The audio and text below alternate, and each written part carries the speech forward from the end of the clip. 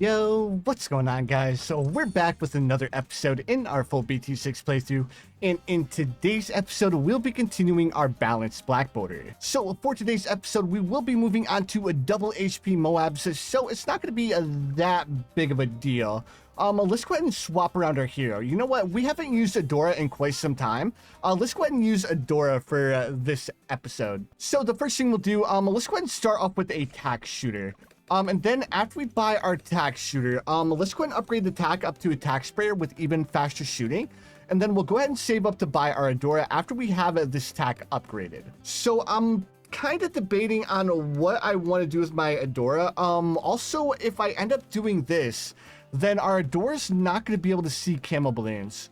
So I wondered if I place my Adora up here, if I buy myself a village right here, would the village be able to affect our Adora so our Adora can pop a camo balloons? I'm not exactly sure.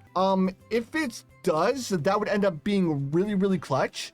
So I'm gonna go ahead and try to place my Adora up here, and then hopefully the village does end up reaching our Adora. Now, if the village doesn't end up reaching our Adora, it's not gonna be the end of the world because we can still buy ourselves like a monkey sub.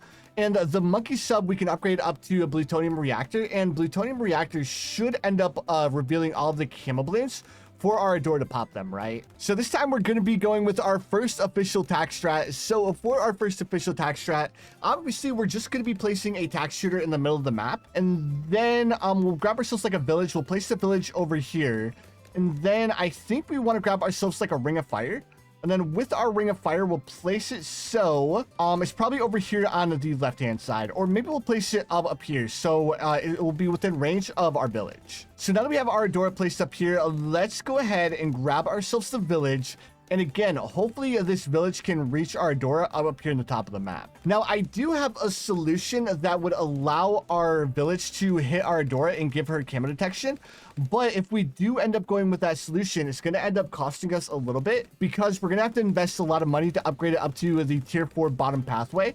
That way we can increase the range to where it's going to be able to affect our Adora. All right, so moment of truth. If I place my village up here, dude, I think it might just be just out of reach. That would be so unfortunate. So let's go ahead and place the village, and when we upgrade the bigger radius, there we go, dudes. Our Adora is being affected by the village, and that is definitely the best case scenario. So let's go ahead. We're not going to have any camo popping power. Actually, let's go and grab a radar scanner first. That way we don't need to worry about like buying a dart monkey or anything like that to deal with the camo balloons. Even though we'll probably still end up having to grab ourselves a dart monkey to deal with this camo balloon. Actually, you know what? Let's just go ahead and let it leak because we do have a full mana shield. We just need to buy a radar scanner before round 33. And then after we buy our radar scanner, let's go ahead and grab probably the overdrive next. So here's our radar scanner. So let's go ahead and buy the overdrive now.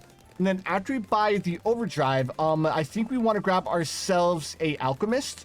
That way our alchemist could buff up our Adora as well as buff up our tack shooter in the middle of the map. Now, I am a little bit concerned about round 40 because this is double HP Moabs. Even though we do have quite a bit of a beefy monkey knowledge to reduce the health of Moab balloons, it still is a little bit troublesome because we invested a lot of money into this village, right? But as long as we can afford to buy like a berserker brew, and we can also buy jungle drums, I don't think we'll end up struggling up against round 40, right? And then we really need to grab this overdrive soon because as soon as we start dealing with purple balloons, our Adora is no longer going to be able to. Well, actually, we have Adora's level 3.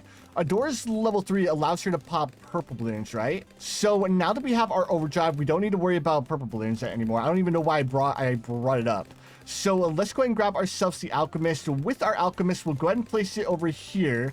I want to place it as far to the right as I can get it like this. Perfect. And then let's go ahead and grab ourselves Berserker Brew.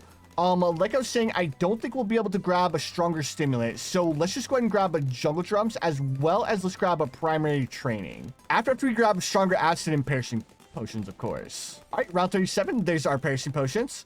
So let's go ahead and grab a jungle drums, and then after we grab a jungle drums, like I was saying, let's grab a primary training as well. And then this should be enough popping power for us to deal with round 40. All right, there's our jungle drums, and there's our primary training. Perfect. So now that we have all of that, let's go ahead and grab ourselves another tack shooter. We'll place this tack shooter right here, and then we'll go ahead and upgrade it up to even faster shooting with super range. There we go.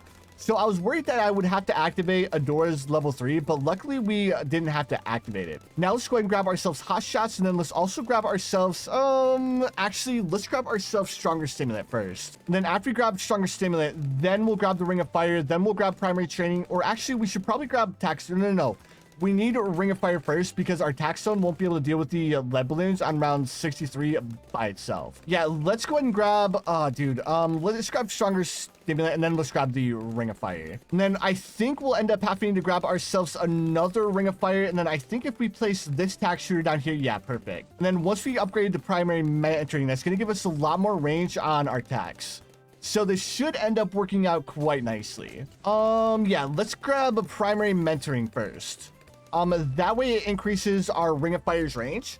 And now let's go ahead and try to save up the $20,000 for our tax zone. So I believe we should be able to afford our tax zone somewhere around like round 58 or 59. And then after we have our tax zone, I don't think we'll have to worry about any balloons slipping through, right? So while we're saving up the money for our tax zone, I just want to say thank you guys so much for clicking on the video and watching. I really appreciate it. That being said, if you guys have enjoyed the video so far, please feel free to hit that like button. Also, if you guys are new around here, don't forget to subscribe as well, because I do upload quite a bit of Bloons TD6 content.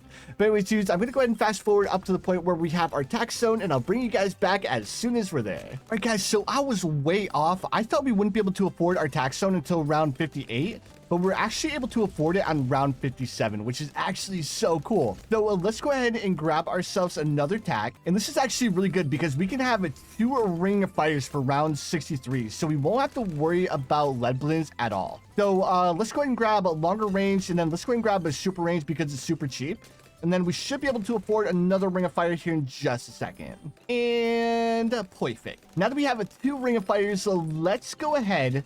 Unfortunately, we can't. Oh, dude, we can actually fit another tack here. But if we put another tack here, that would steal the buff away from our Adora and our tack zone. So I don't think I want to place a tack over here on the left-hand side. Instead, let's go ahead and take advantage of a couple of other spots up here in the top.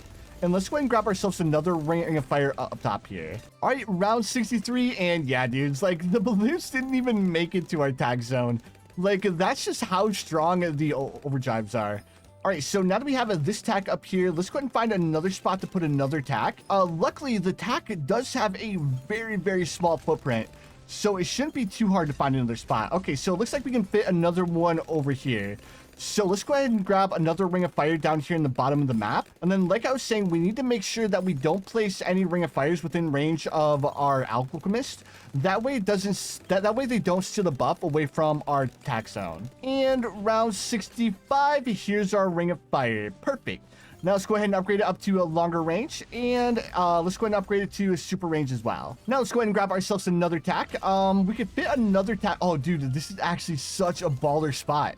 Let's actually put this tack up here at the top of the map, and then we'll grab ourselves another ring of fire because I just really like ring of fires. And if we have all of these ring of fires, like, we don't have to worry about our tack zone not being able to pop leads. Like, even though we do have an alchemist and we also have our Adora that can deal with lead balloons, it's still kind of like sketchy to have our tack zone to where it's dealing with lead balloons, right? But if we have all of these ring of fires spread around the map, it's just gonna work out so well. And on top of that, it looks so cool when all of the ring of fires like activate at different times. I really like the way that looks. There's something so satisfying about it. All right, so we have the ring of fire at the top of the map upgraded. Let's go ahead and grab ourselves another one, and we'll place this one right here in the top left. Now, I'm just curious, like, with all of these ring of fires going, how is this place, like, still not on fire? Like, there's no way these bushes would still be alive with all of this fire going on here in the middle of the map, right? Oh, wouldn't that be cool if there was, like, a map that Ninja Kiwi made where, it's affected by the towers? So, like, a map that has, like, a destruction aspect to it. So, like, if you're using, like, the super monkey or tower with, like, a lot of pierce, and it like shot into a wall, what if it actually made the wall break? That would be such a cool idea, right? And then another thing with that map, if your towers do end up like breaking a wall or an obstacle in the way, then if you break that obstacle with the darts, then it would make the track shorter. Dude, that's such a big brain idea. I wonder if that's something that Ninja Kiwi can actually do. If they could, that would be such a hard map, because you'd have to make sure that you have the positioning of all of your towers correct, because if you don't have it correct, like say we have it on this map where like these ring of fires would end up like burning the path, and it would make the track shorter. Dude, that is such a cool idea. But I don't know if it's something that Ninja Kiwi can do though. But all right, dudes, here we are on round 79. We just have a couple of BFB balloons left to deal with. And I think we're at the limit for how many like ring of fires we can buy. Well, actually, I think we can buy like one more by the time we pop all of these BFBs, right? Well, if we can't buy one more, it's not going to be the end of the world. I don't think a BFB is going to end up giving us the money, no. So we are a little bit short, but that's all right, because we have more than enough popping power in the middle of this map. Let's go ahead and activate Adora's level 10 as well as her level 3 to quickly deal with this ZMG balloon. I said quickly, but this ZMG actually just tanked our Adora's level 10, which is a little bit concerning. But there we have it, dudes. So we have officially beaten double HP Moabs. But anyways, dudes, that's going to do it for the video. If you guys enjoyed it, make sure you guys hit that like button. Also, if you guys are new around here, don't forget to subscribe as well, because I do upload quite a bit of Bloons TD6 content. But anyways, dudes, again, thank you for watching, and I'll see you guys in the next one.